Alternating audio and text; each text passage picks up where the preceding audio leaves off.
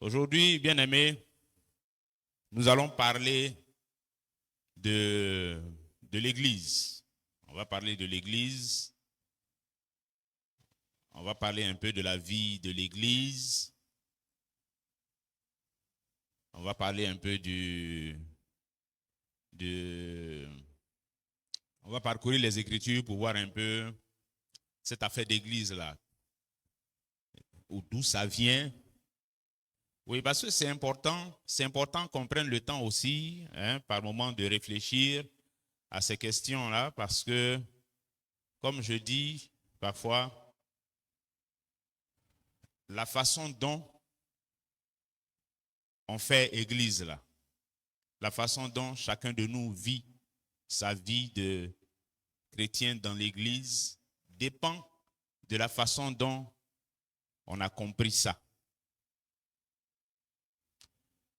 La façon dont, en tant que chrétien, membre de cette assemblée locale de la FCE Yopougon-Trois-Rouges, la façon dont nous vivons notre foi en tant qu'assemblée, en tant que responsable de département, en tant qu'ouvrier dans les départements, en tant que baptisé et tout ça, la façon dont on fait ce qu'on fait dans l'église et qu'on dit pour le Seigneur, là, ça dépend de comment on a compris à faire d'église. Là.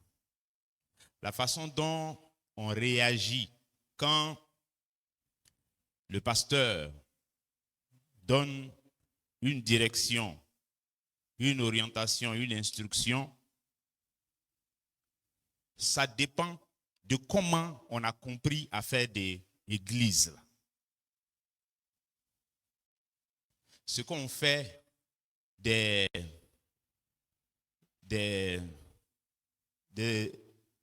thèmes que nous avons, des orientations que nous avons dans l'église et autour desquelles l'œuvre s'organise.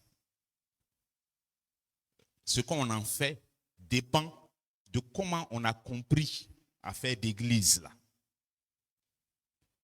C'est bon que ce matin, on puisse ensemble réfléchir, partager un peu quelques réflexions à la lumière de la parole de Dieu sur l'Église, afin que, ensemble, en tant qu'assemblée ici, on soit sur la même longueur d'onde et qu'on ait la même compréhension de notre présence dans l'Église. Pourquoi nous sommes dans l'Église? Pourquoi est-ce que Dieu nous a ajoutés à l'Église? Pourquoi il nous a ajoutés à cette Église locale? Donc, je pense que ce sont des questions assez importantes, je dirais même des questions graves, parce que des réponses que nous allons donner à ces questions-là vont découler plusieurs choses.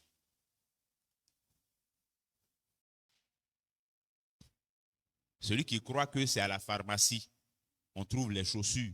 Quand on veut acheter de nouvelles chaussures, le jour où elle veut acheter de nouvelles chaussures, elle va courir pour aller à la pharmacie. C'est ce qu'elle croit, c'est ce qu'elle pense. C'est comme ça qu'elle a compris à faire des pharmacies. Donc c'est important que on réfléchisse ensemble à ça, à la lumière des Écritures, et j'insiste, à la lumière des Écritures, parce que la compréhension que nous devons avoir de l'Église et de notre participation à la vie de l'Église, de notre présence dans l'Assemblée, ne doit pas être une compréhension qui est dessinée par nos opinions, ce que nous on croit, ce qu'on pense. C'est la Bible qui nous dit ça.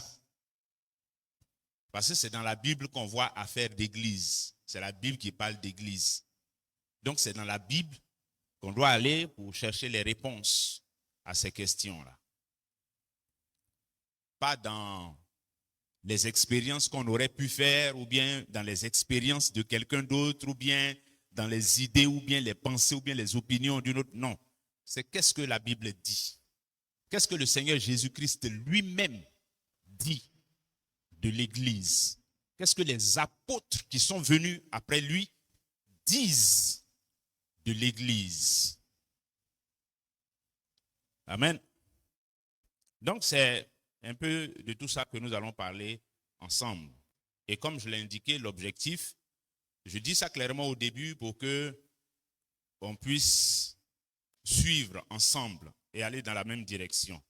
L'objectif de ce partage ce matin, bien-aimé, c'est que, après avoir dit tout ce que nous allons dire, chacun de nous est là où on a besoin de rectifier la fausse idée qu'on a pu se faire de l'Église. De bonne foi, hein, on peut se faire une fausse idée de bonne foi. Ce n'est pas parce que on est mauvais ou bien... non, de bonne foi, on peut s'être fait une fausse idée de l'Église et de notre présence dans l'Église. Tu peux avoir été de bonne foi. Et puis honnêtement, tu pensais que c'était comme ça.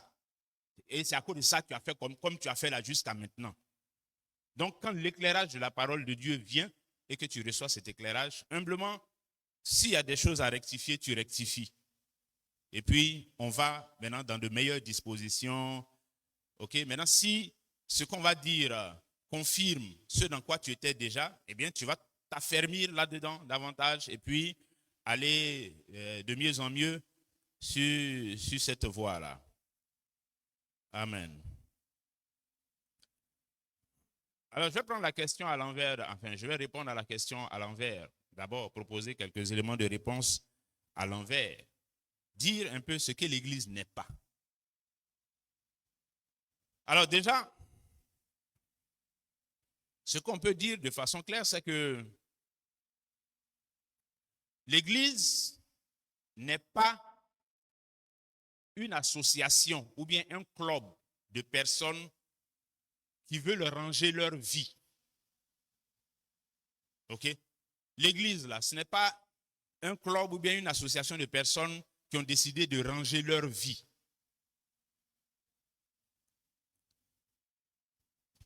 Vous voyez que quand je dis ranger sa vie, c'est quelque chose de bon. Hein? Quand quelqu'un dit je veux ranger ma vie, c'est quelque chose de bon.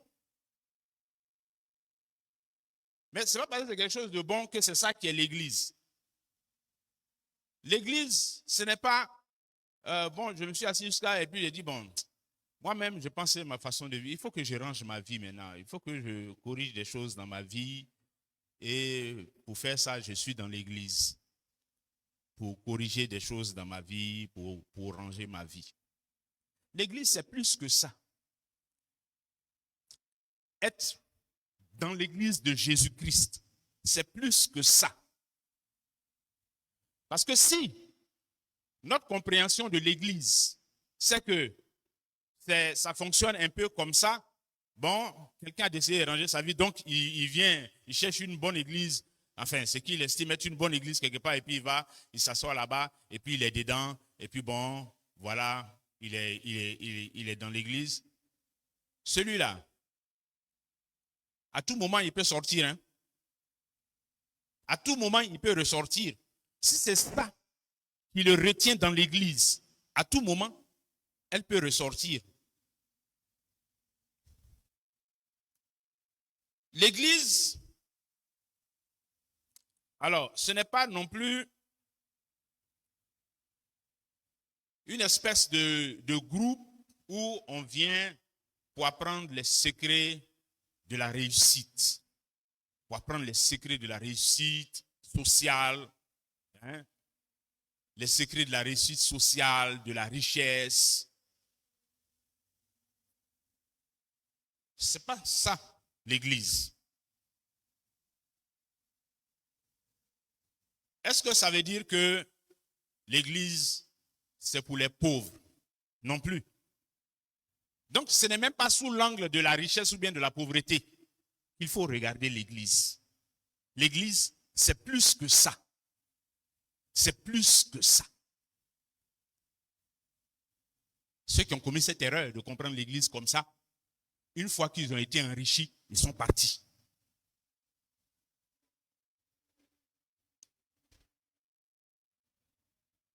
Alors, l'Église,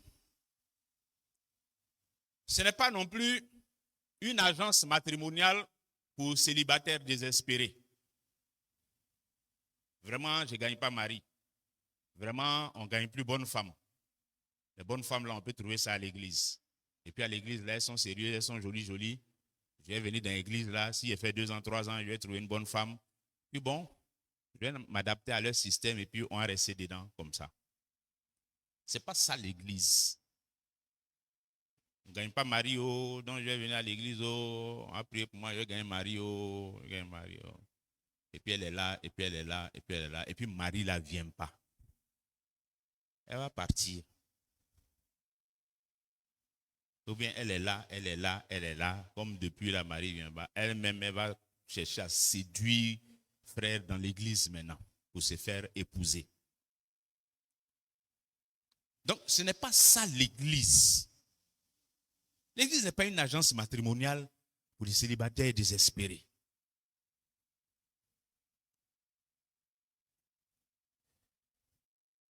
Et puis, vous voyez, quand nous disons, et l'église n'est pas beaucoup d'autres choses encore, hein,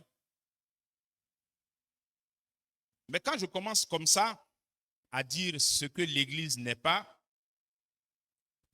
c'est en même temps pour susciter la question, mais donc l'église c'est quoi?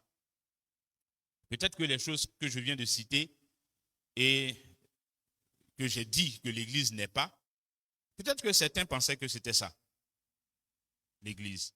Et donc, question, c'est quoi alors l'église? Affaire d'église là, c'est quoi finalement?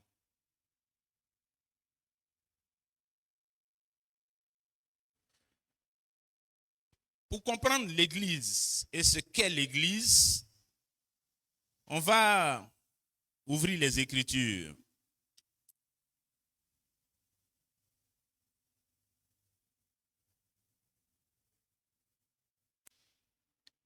L'église,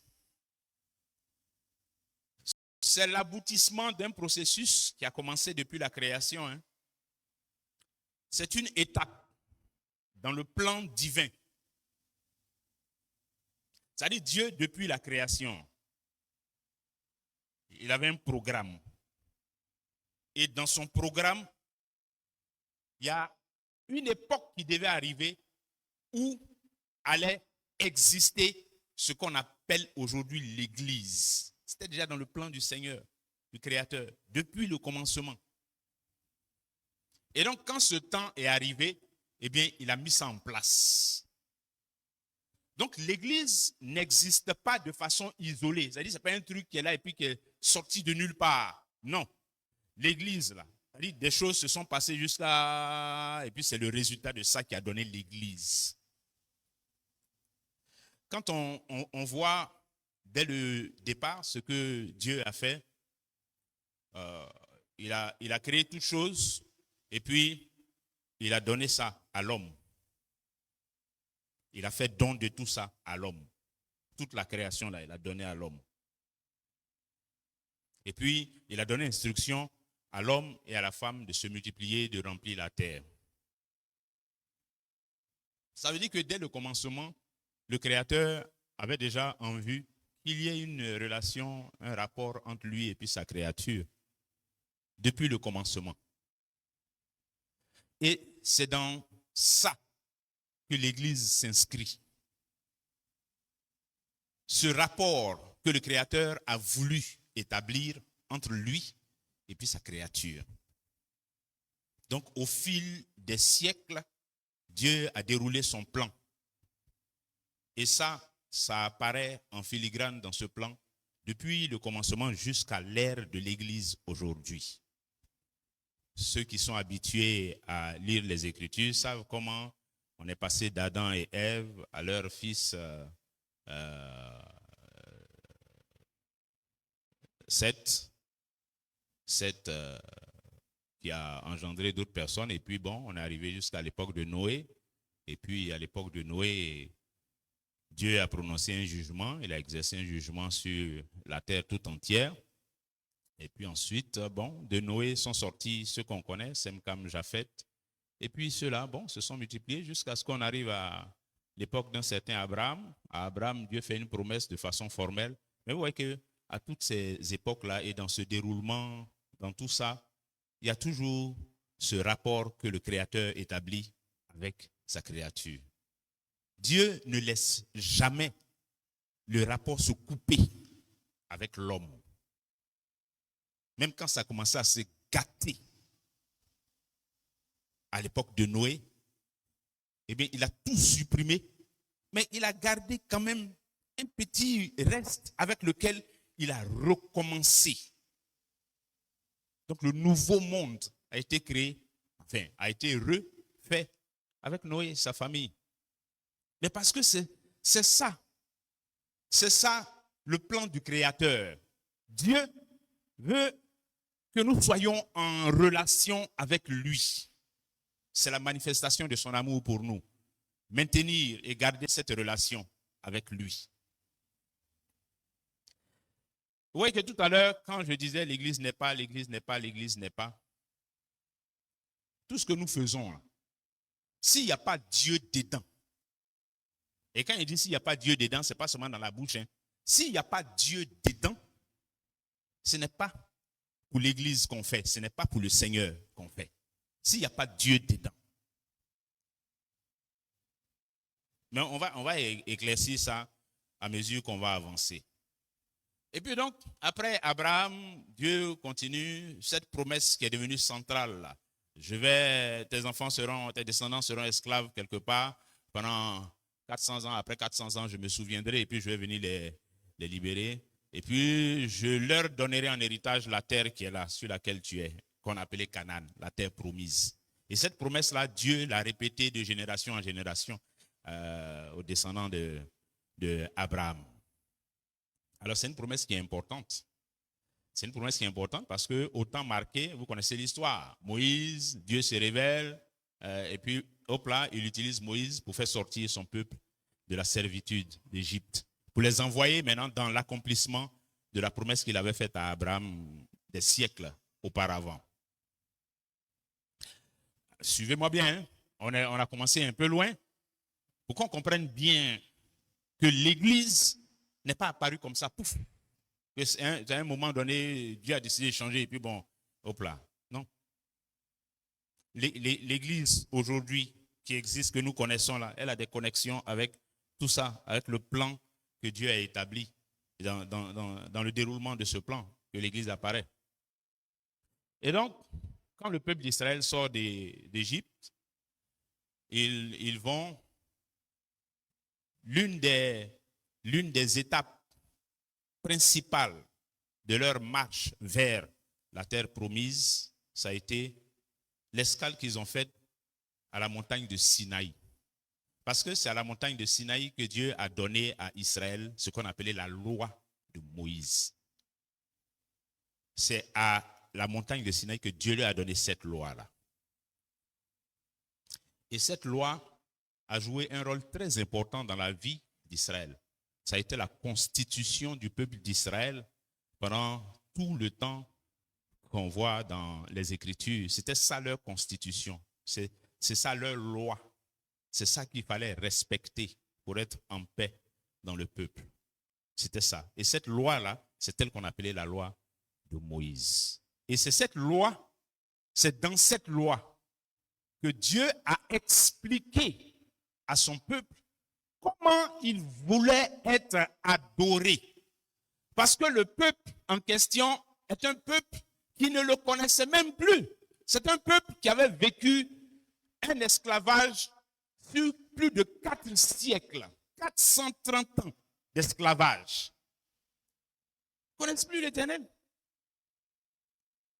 Il a donc fallu que Dieu intervienne, se révèle de façon très forte pour les faire sortir d'Égypte, et puis en même temps pour leur faire comprendre qui il est.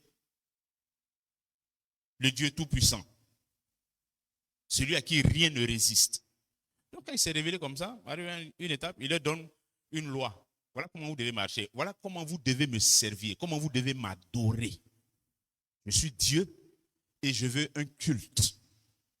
Et le culte que vous allez me donner, vous mon peuple, voici comment il doit se dérouler. Voici les éléments. Et Dieu a décrit en détail jusque dans les vêtements, dans les caleçons même de ceux qui étaient les acteurs principaux dans le déroulement de ce culte ancien. Dieu a donné les détails de comment ça doit se passer. Quel genre de sacrifice il faut faire, quels animaux il faut sacrifier, s'il y a telle situation, qu'est-ce qu'il faut faire, s'il y a ça et qu'on veut me demander pardon, qu'est-ce qu'il faut faire, s'il y a comme ça et qu'on veut se réjouir, voilà comment, voici les fêtes que je vous donne, que vous allez célébrer. Cette fête-là, on l'appellera la fête des Pâques, celle-là c'est la Pentecôte, et 49 jours après, celle-là c'est la fête des tabernacles, ça c'est la fête de... Dieu a donné les détails à son peuple de comment il veut être adoré. Et ça, c'est ça qui étaient les composantes principales de la loi de Moïse. Vous voyez qu'on est passé d'une étape où les choses étaient un peu difficiles à percevoir pour nous à une étape où ça se précise et ça se formalise, ça prend forme.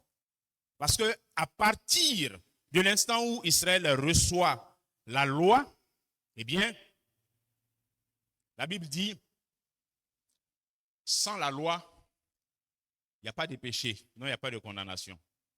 La loi est apparue pour rendre le péché manifeste. C'est parce que la loi dit, tu ne convoiteras point, que quand tu convoites, il y a un châtiment qui accompagne. Voici une des fonctions que la loi est venue accomplir. Quand Dieu a donné cette loi à Israël.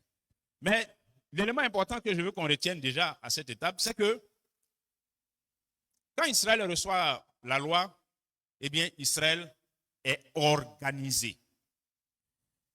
Notez que quand vous lisez le livre des Nombres et que vous voyez le déplacement du peuple d'Israël, eh bien, à partir de Sinaï, les autres étapes de leur parcours dans le désert, mais Israël était un peuple redoutable.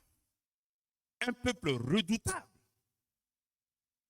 Rien que par la façon dont Israël se déplaçait.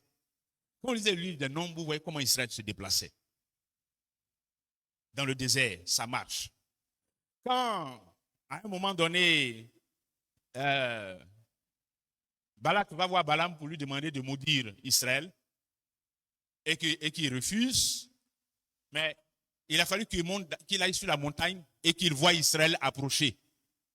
Mais la terreur que ça lui a inspiré, mais parce qu'Israël se déplaçait comme une véritable armée, organisée. Puisque les tribus avaient désormais leur fonction de par la loi, eh bien, c'est dans cet ordre-là que les tribus d'Israël se déplaçaient.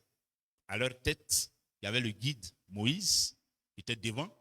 Derrière lui, il y avait Aaron, et puis ses enfants, et les Lévites qui suivaient. Et puis à droite, la tribu de Juda à gauche, la tribu de Siméon derrière, la tribu de Zabulon, l'autre côté là-bas, la tribu de Gad, Aser, Nephtali, etc. Et les 12 tribus étaient là, placées chacune dans sa position. Ceux qui avaient la charge et la responsabilité de porter le tabernacle, les enfants de Moïse, eh bien, ils se chargeaient de ça.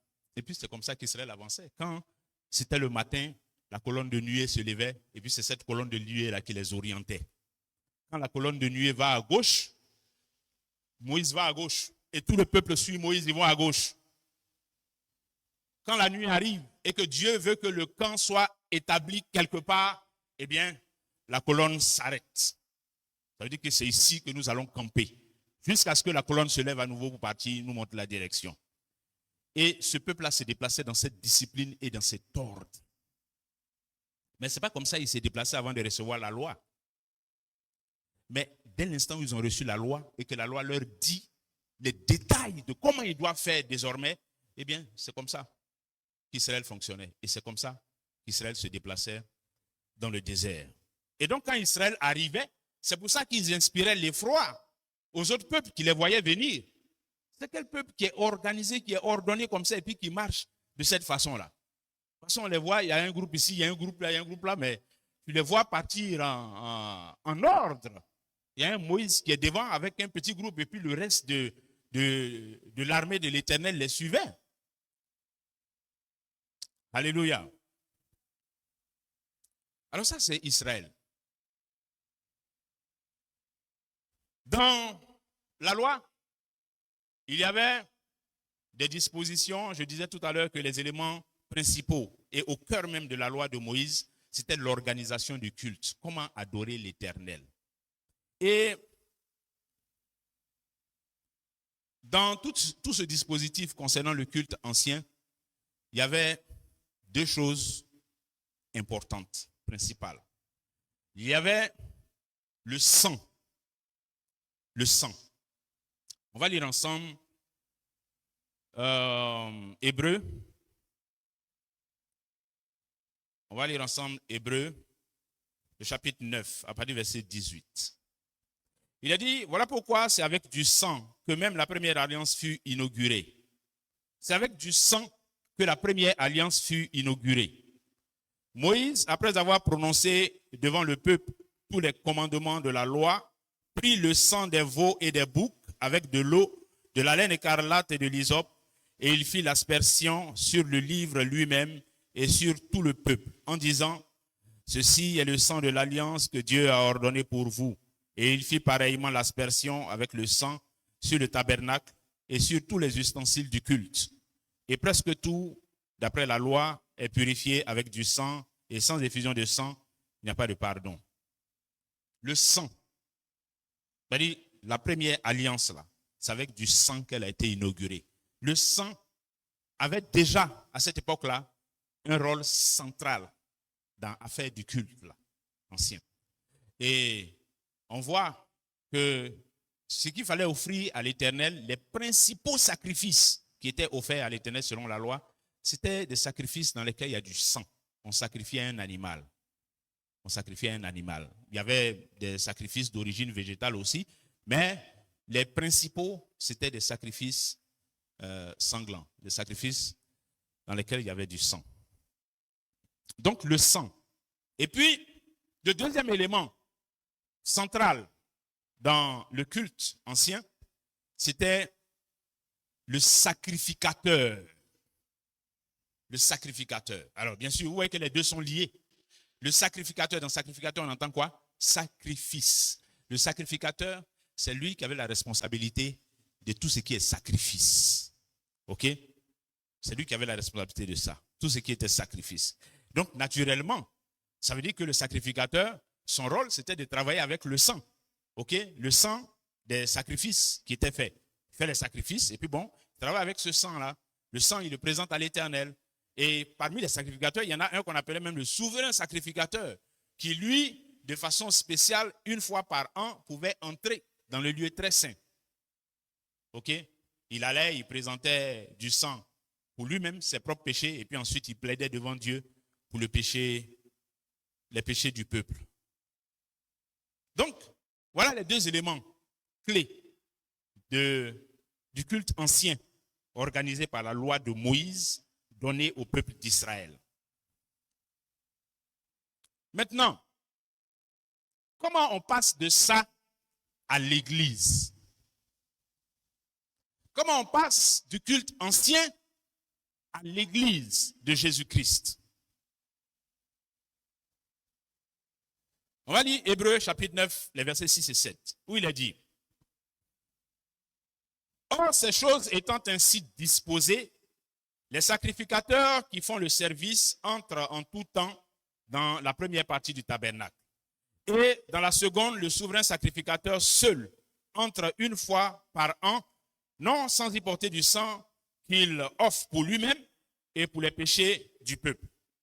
Hébreux chapitre 7, le verset 11 nous dit, si donc la perfection avait été possible par le sacerdoce lévitique, car c'est sur ce sacerdoce que repose la loi donnée au peuple, qu'était-il encore besoin qu'il parût un autre sacrificateur selon l'ordre de Melchisédek et non selon l'ordre d'Aaron? On va simplifier ça, hein? Il y a beaucoup de gros français dedans. Ce qui est dit ici, c'est que, avant, ce que j'ai expliqué depuis, quand je parle de la loi de Moïse, les sacrificateurs et tout ça, les sacrificateurs, c'est des gens qui étaient choisis parmi les descendants de Aaron. Aaron, c'était qui? Le frère de Moïse. Donc, eux là, on a appelé leur travail là, le travail selon Aaron. OK? Parce que tous ceux qui faisaient ça, Ils devaient être les descendants de Aaron. Donc, c'est ça qu'on appelle le sacerdoce selon l'ordre de Aaron. Parce qu'ils devaient descendre de Aaron. Maintenant, ce que l'Épître aux Hébreux dit ici au chapitre 7 là, c'est que tout ce qui a été fait avant, selon la loi de Moïse là, ça ne pouvait pas rendre l'homme parfait. Ça ne pouvait pas faire accéder à la perfection. Personne, par les pratiques qui étaient prescrites dans la loi de Moïse, ne pouvait accéder à la perfection. C'est pour ça que Dieu a changé. Il a fait passer son peuple du service des descendants de Aaron au service de ceux qui ne sont plus des descendants de Aaron, mais qui sont des descendants de Jésus-Christ, qui, lui, est fait sacrificateur selon Melchisédek, selon l'ordre de Melchisédek.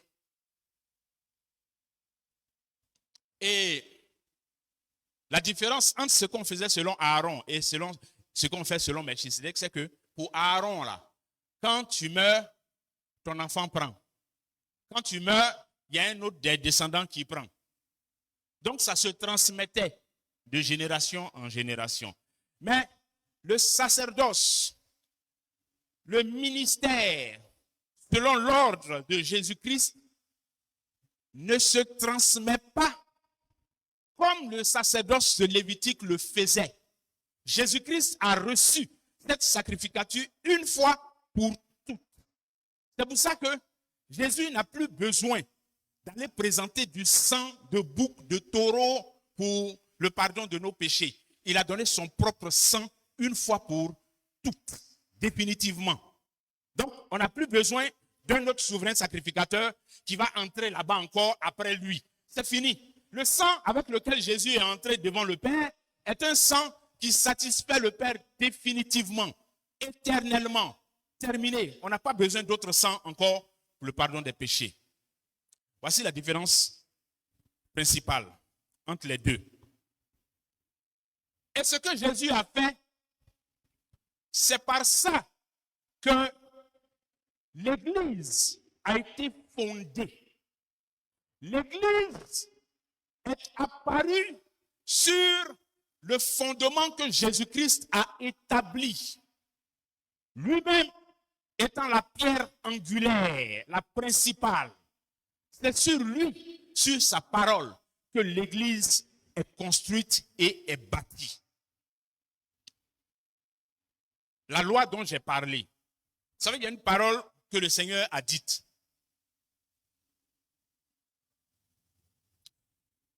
Le Seigneur a dit, on lit ça dans les évangiles, ne croyez pas que je suis venu pour abolir la loi.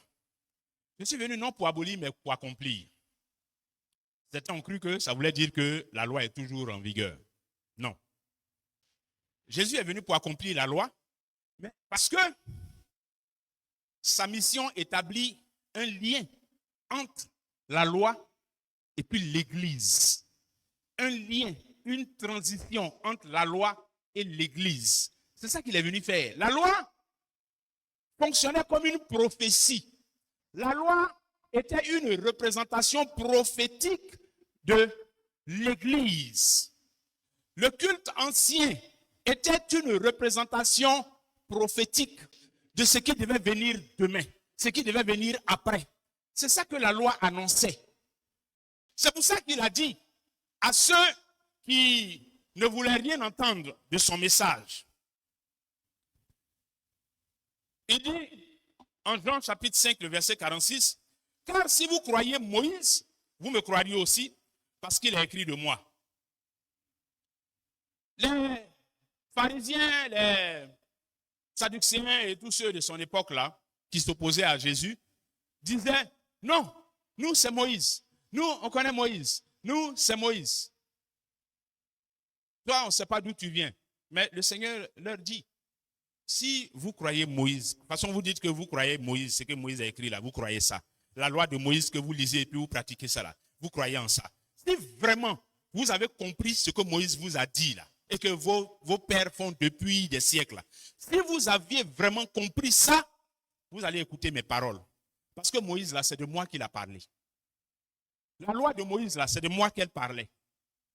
Le culte ancien que vous avez célébré, là, c'est de moi que ça parlait. Le souverain sacrificateur que vous choisissiez une fois par an, là, c'est de moi que ça parlait.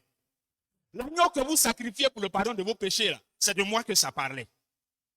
Les choses que vous offriez à l'Éternel pour qu'il vous soit propice, là, c'est de moi que ça parlait. Quand vous entrez là-bas et puis vous présentez le sang sur le propitiatoire entre les deux chérubins, sur le coffre de l'alliance, dans lequel il y avait la canne de Aaron, dans lequel il y avait les tables de la loi, dans lequel il y avait la manne qui est tombée, qui est tombée dans le désert et que vos pères ont mangé.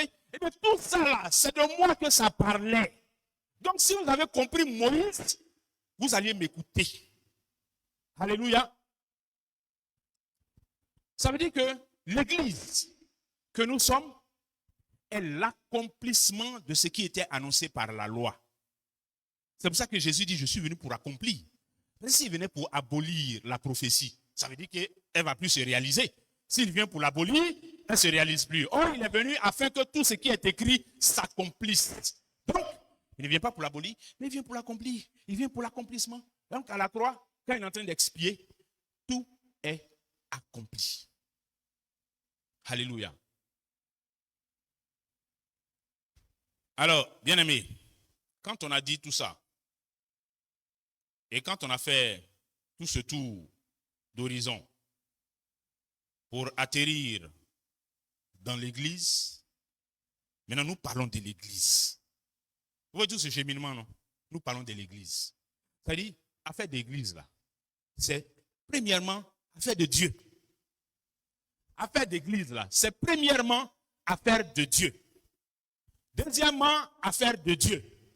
Troisièmement, affaire de Dieu. C'est ça l'église. C'est une affaire de Dieu. C'est Dieu qui dit qu'il veut maintenir des rapports entre lui et puis sa créature. Donc, il a fait passer tout ça par différentes étapes jusqu'à ce qu'aujourd'hui, à notre époque, on est l'église que nous sommes. Et quand vous lisez les Écritures, il est dit, le Seigneur ajoutait à l'église ceux qui étaient sauvés. Donc l'église là, c'est pour Jésus. L'église là, c'est affaire de Jésus. L'église, c'est pas nous. Enfin, nous sommes l'église. Mais ce que je veux dire, c'est que l'église, c'est Jésus-Christ, c'est Jésus qui en est la tête. Ça veut dire, l'église là, l'église n'a d'existence, de sens, de valeur, de tout ce qu'on voudra que par Jésus et en Jésus. On ne peut pas vivre la vie de l'église en ignorant Jésus, en mettant Jésus au second plan. Ce n'est pas possible. On ne peut pas prendre, nous, nos besoins comme étant la priorité qui justifie notre présence dans l'église. Non. L'église, c'est Jésus. L'église, elle vit par Jésus, par l'esprit de Jésus. Elle vit pour accomplir les desseins de Jésus, les plans de Jésus. C'est ça l'église. Ça veut dire que notre façon de vivre, notre foi en tant que membre ajouté à l'église par Dieu, eh bien, c'est une façon de vivre qui doit s'aligner sur les plans de Jésus, sur les desseins de Jésus-Christ, sur sa parole, sur la pensée de Christ.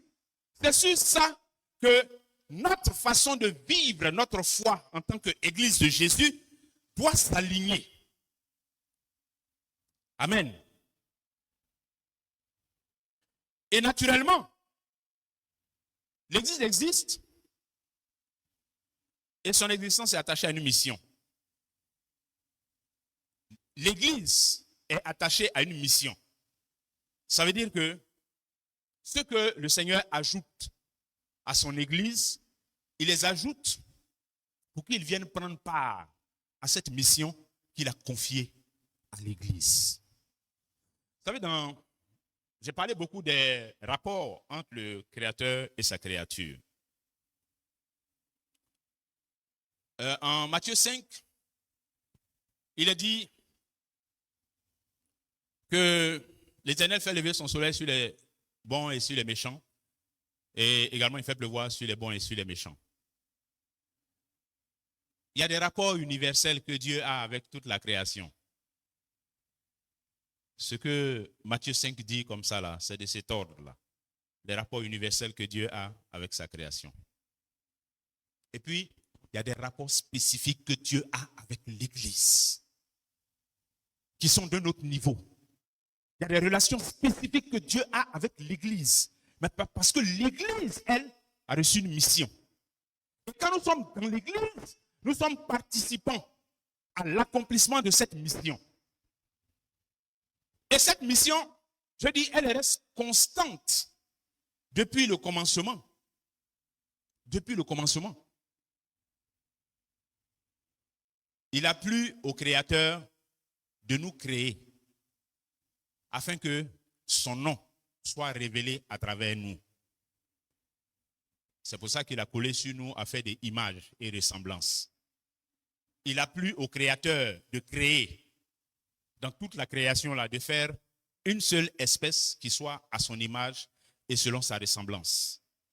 Mais si Dieu met son image et sa ressemblance sur un élément dans la création, c'est pourquoi? Et qu'il lui demande de se multiplier, de remplir la terre, c'est pourquoi? Mais c'est pour que son image et sa ressemblance puissent remplir la terre. C'est pour que la connaissance de son nom puisse remplir la terre. C'est pour que lui, il soit révélé à toute la création, à toute la terre.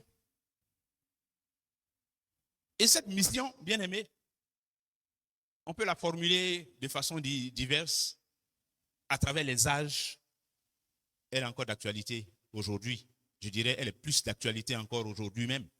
Parce qu'aujourd'hui, Dieu se choisit des hommes de toute nation, de toute tribu, de partout sur la terre pour accomplir cette mission. L'Église. Notre mission, bien aimée, quand le Seigneur était sur terre, il a dit, je suis la lumière du monde. Pendant que je suis encore ici, je suis la lumière du monde. Mais après, il est parti. Donc, quand il est parti, là, qui est la lumière du monde? Même Matthieu 5, vous êtes la lumière du monde. Vous êtes la lumière du monde. Oui, nous n'avons pas une lumière en nous-mêmes, c'est de lui que nous recevons la lumière que nous sommes. Mais notre travail maintenant, quand nous recevons la lumière de lui, ce n'est pas pour que nous soyons mis sous le boisseau, mais c'est pour que nous soyons accrochés au chandelier. Les ampoules, là, on ne met pas ampoule en bas, on met ampoule en haut. Parce que c'est la meilleure position pour que ça éclaire tout le monde. C'est ça la mission de l'ampoule, de la lampe, c'est d'éclairer. La meilleure position pour une lampe, c'est en haut, ce n'est pas en bas. Pour qu'elle soit vue. C'est quand on la voit là qu'elle éclaire. La mission de l'Église. Faire voir Dieu à travers nous. Faire voir Dieu à travers nous individuellement, mais à travers nous collectivement, en tant qu'Église. Permettre aux hommes de voir Dieu à travers nous. Le surnom qu'on a donné aux disciples et que nous avons aujourd'hui, que nous avons gardé, chrétiens. On dit c'est Antioche pour la première fois que les disciples furent appelés chrétiens. Mais ça vient d'où? Ça vient du fait qu'on les a vus, on a vu Christ en eux. Ces disciples-là ont montré Christ à ceux qui les regardaient, à leurs voisins, à ceux qui étaient autour d'eux. Ils ont montré Christ par leur façon de faire, par leur façon de prêcher, le message qu'ils annonçaient, les choses qu'ils disaient, les choses dont ils parlaient, la façon dont ils vivaient entre eux, par les choses prodigieuses qui se faisaient également, par les signes, les miracles qu'on voyait faire. Alors, on a entendu parler de ce Christ-là à une certaine époque. C'est les choses comme ça qu'ils faisaient. Les disciples ont montré Christ par leur façon de faire. Église qu'ils étaient là, ils ont montré Christ. C'est pour ça que les gens qui ont regardé et qui avaient entendu parler de ce Christ-là ont dit, ceux-là, ce sont des chrétiens. Ce sont des chrétiens. C'est les Anglais qui disent ça bien. Ce sont des chrétiens. Ce sont les gens de Christ. Ce sont les gens de Jésus, là. Et pourquoi? Parce qu'ils ont reconnu les choses qu'ils avaient entendues de Christ, là. Ils ont reconnu ça dans ce groupe de gens qui sont là, qui vivent autour d'eux. Notre mission, Église, bien-aimée, c'est ça. Que Dieu puisse se révéler aux hommes à travers nous, à travers nos œuvres, à travers nos œuvres individuelles, à travers nos œuvres partout, à travers nos œuvres dans la vie de l'assemblée de l'église locale.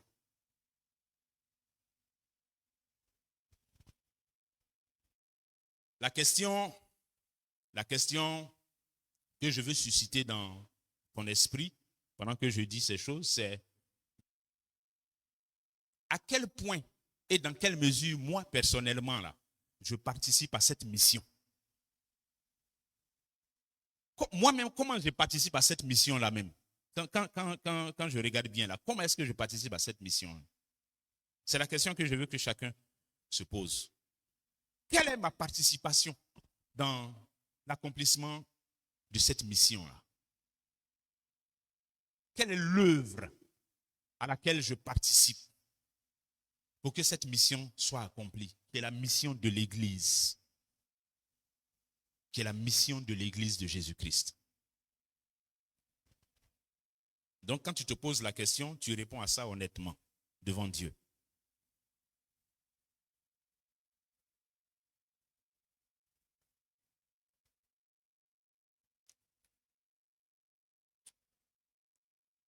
Alors, bien-aimés,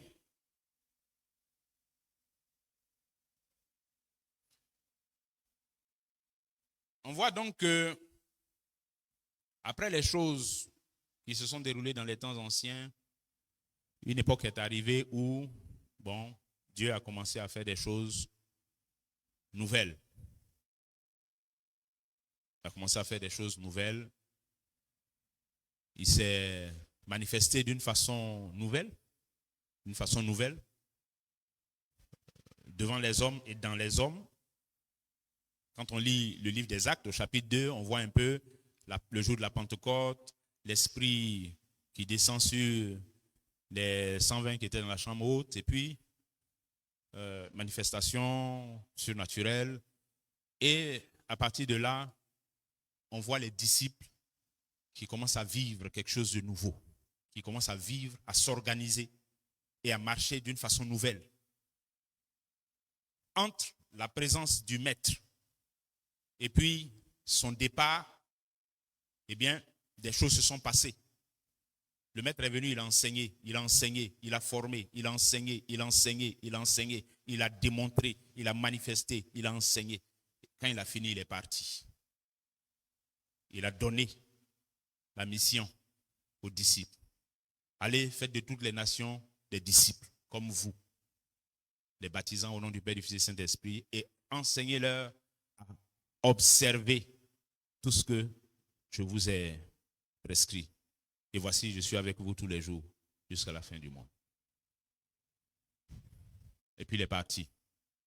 Donc on voit maintenant les disciples en train de s'aligner sur ce que le Maître a dit. On les voit suivre ce que le Maître a dit. Bien-aimés, Jésus n'est pas parti comme ça sans donner une parole à ses disciples. Il leur a donné une mission. Il leur a dit comment ils doivent faire. Ce qu'ils doivent faire, il leur a dit ça. Il leur a donné une feuille de route. Même si elle n'est pas détaillée, mais il leur a donné des indications sur dans quelle direction ils doivent partir, où ils doivent s'orienter. En sorte que les disciples ne sont pas restés comme ça, perdus, éparpillés, ils ne savent pas trop quoi faire. Non. Les disciples, ils savaient quoi faire. Quand l'Esprit est venu, l'Esprit de vérité que le Père a envoyé, eh bien, il leur a enseigné toutes choses et il leur a rappelé les instructions que le Maître avait données. Et c'est dans ça que les disciples ont marché. Pourquoi la nécessité de leur rappeler? Mais parce que l'instruction qu'il a donnée, le commandement qu'il a laissé, la mission qu'il a donnée, la feuille de route qu'il a donnée, il veut que les disciples marchent selon ça, qu'ils suivent ça et qu'ils ne s'éparpillent pas, qu'ils n'aillent pas faire autre chose qu'il ne leur a pas demandé de faire. Donc il était important que l'Esprit vienne pour leur rappeler ça. Amen. L'Église de Jésus-Christ ne marche pas au hasard comme ça. L'Église de Jésus ne s'élève pas comme ça pour marcher au hasard. Non. C'est la parole de celui qui est le propriétaire de l'Église là. C'est sa parole qui nous guide. C'est comme ça que l'Église marche. Maintenant, quand sa parole nous est donnée, quand on a compris sa parole, quand on a compris les orientations qu'il nous donne, on a compris les directives que le maître a laissées et dans lesquelles il veut que nous marchions, bien aimés, quand nous sommes l'Église maintenant, et que nous sommes dans l'Église, et que nous formons cet édifice spirituel-là, mais chacun ne suit pas sa propre voie. Ça, c'est avant. Avant qu'il y ait la parole du maître, avant qu'il y ait les directives du maître, oui, si chacun suit sa propre voie, on peut comprendre. Par exemple, on dit, bon, il n'y a pas de directive, il n'y a pas de direction dans laquelle on doit aller. Mais on n'est pas dans ça. Ce dans quoi nous sommes là, il y a la parole du maître. Nous avons la parole du maître. Nous avons les instructions du Seigneur. Et c'est d'après ces instructions que nous devons marcher. C'est d'après ces instructions que l'Église doit marcher, doit travailler, doit vivre, doit se développer, doit s'affermir. D'après la parole du maître, d'après les directives du maître, bien-aimé. Et donc, si le Seigneur a jugé bon et nécessaire de laisser des instructions à ses disciples avant de partir et de faire venir l'Esprit pour rappeler encore ces instructions-là, bien aimés, c'est parce que recevoir l'instruction du Seigneur pour aller dans la direction qu'il faut est une chose vitale pour l'Église. C'est vital pour l'Église. L'Église ne peut pas décider d'elle-même, voici ce qu'elle va faire, voici comment elle va faire, voilà. C'est le Seigneur qui nous donne l'orientation. Maintenant, quand l'orientation est donnée, bien aimé, quand l'orientation est donnée par le Seigneur,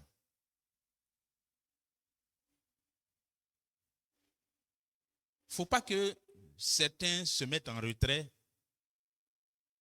peut-être sous l'effet de la paresse.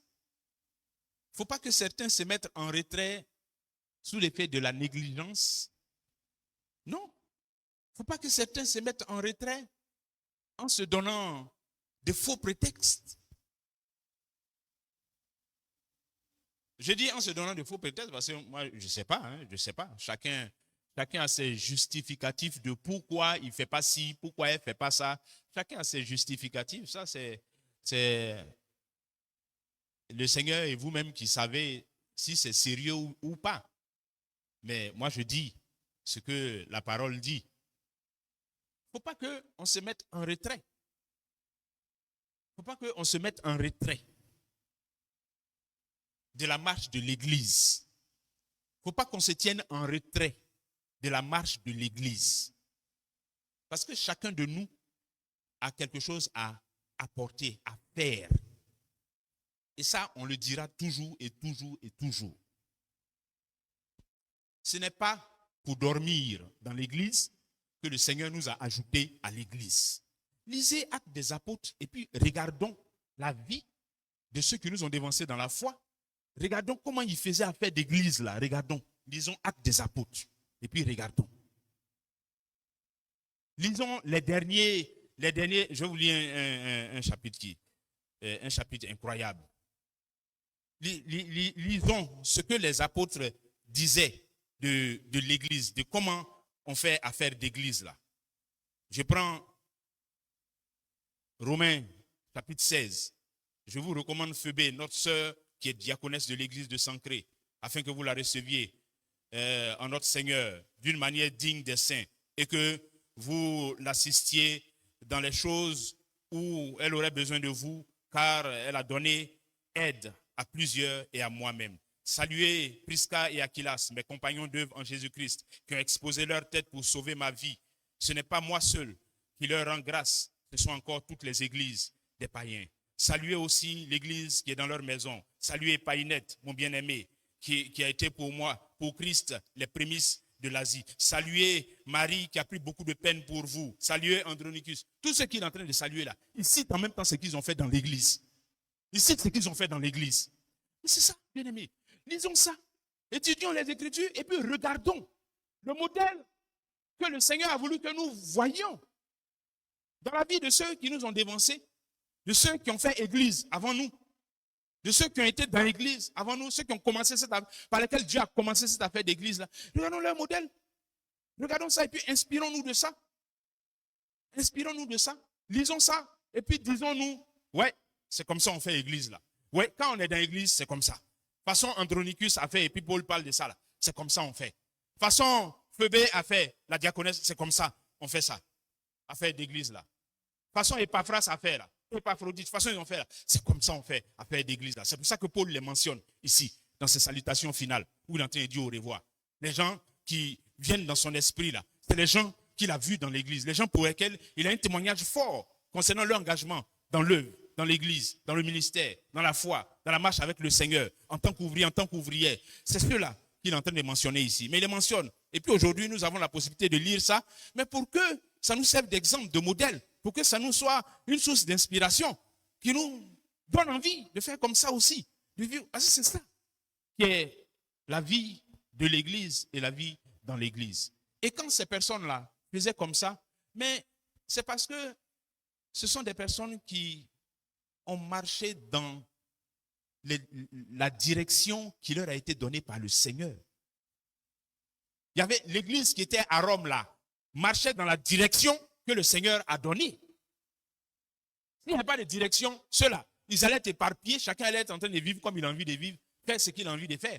Mais si on peut les saluer comme ça, c'est parce que c'est des gens qui ont été conduits par une direction qu'ils ont reçue du Seigneur. Que c'est comme ça qu'il faut aller, qu'il faut faire le travail. C'est comme ça qu'il faut aller et qu'il faut le servir. C'est dans cette direction qu'il faut aller et qu'il faut servir le Seigneur. Donc, bien-aimés, ce que nous disons ce matin, c'est que le Seigneur qui a suscité son Église, il a dit que la porte du séjour des morts ne prévaudra pas sur son Église. Donc, Jésus-Christ n'a pas fait l'Église pour l'abandonner, pour qu'elle se débrouille. Jésus-Christ ne nous a pas établis en tant que son Église pour que, bon, après, on se démerde, on s'arrange comme on peut. Non. Il est là. C'est pour ça qu'il est présenté comme étant la tête. Comme étant la tête. Pour dire qu'il est toujours là. Et que c'est lui qui est le cerveau. C'est lui qui est le penseur de l'Église. Donc il est là. Et il oriente l'Église. Et on a besoin de cette orientation. Et quand l'orientation est donnée, on a besoin d'être unis autour de l'orientation qui est donnée. Pour marcher en ordre de bataille. Je vous ai donné l'exemple d'Israël. Quand Israël a reçu la loi de Moïse, qui était sa constitution, son orientation, Israël a changé sa façon de faire, sa façon de fonctionner. Israël était ordonné. C'est vrai qu'il y avait toujours des indisciplinés au milieu, mais on voit comment le Seigneur traitait ça. Mais si le peuple a pu subsister jusqu'à entrer en terre promise, eh bien, c'est parce qu'il y avait des personnes qui étaient toujours attachées à l'orientation que Dieu leur donnait à travers la loi de Moïse. Tous ceux qui n'en voulaient plus, Dieu les a balayés et puis il a suscité une nouvelle génération. c'est cette nouvelle génération qui est entrée à Canaan. Parce que tu le veuilles ou pas, la mission s'accomplit. Que tu t'associes ou pas, Dieu fait en sorte que la mission s'accomplisse. Ceux qui ont été rebelles dans le désert, Dieu les a effacés, eux tous. 40 années à tourner là. C'est pour que toute cette génération-là disparaisse et qu'une nouvelle génération soit suscitée et qu'elle entre. La génération de leurs enfants, c'est eux qui sont entrés en terre promise. Tous les rebelles, incrédules, paresseux, fainéants, tous ceux-là, ils sont restés dans le désert, ils sont morts là-bas. Est-ce que la promesse n'a pas été accomplie? Elle a été accomplie. C'est qui l'a promis à Abraham des siècles auparavant? Elle n'est pas accomplie. Si, c'est accompli. C'est accompli.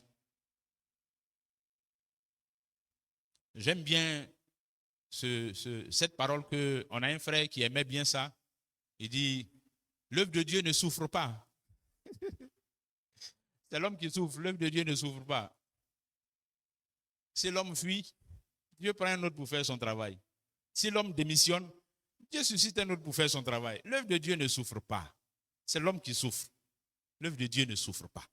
Mais c'est dans notre intérêt, c'est dans notre intérêt à nous-mêmes, de nous aligner, de nous unir, de travailler ensemble autour de l'orientation que le Seigneur donne à son Église. C'est dans notre intérêt. Dieu ne cherche plus d'intérêt. Il est Dieu. C'est nous qui avons un problème avec intérêt. Donc c'est dans notre intérêt d'être des disciples dans l'Église, engagés, disciplinés, obéissants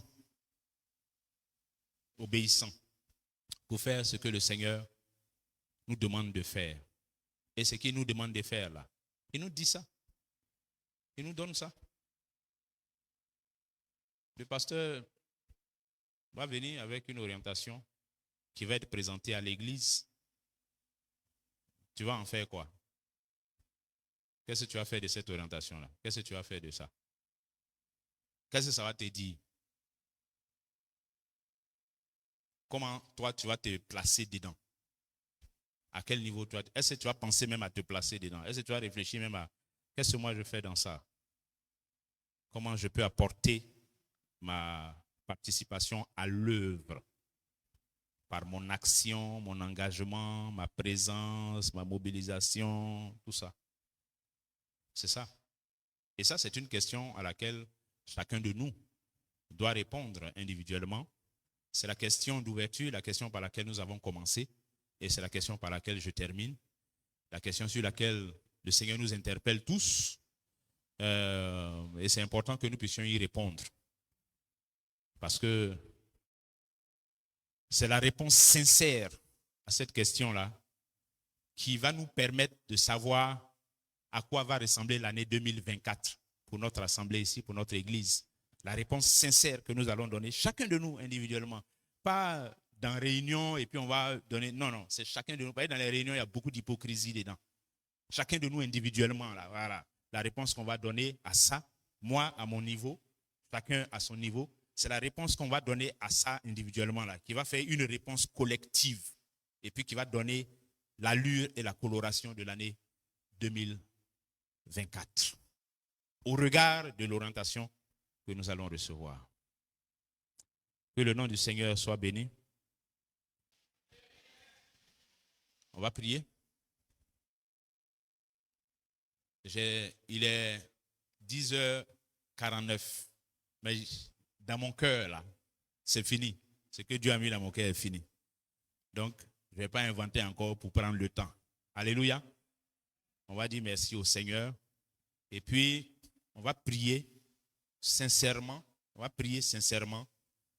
J'ai soulevé des questions importantes. Ce n'est pas forcément ici que chacun va donner sa réponse, hein, mais que ça soit l'objet de nos méditations sur le chemin de la maison, peut-être toute cette semaine jusqu'à ce qu'on se retrouve à la prochaine rencontre, mais il faut que ça soit l'objet de nos réflexions, sincèrement et honnêtement et humblement devant Dieu.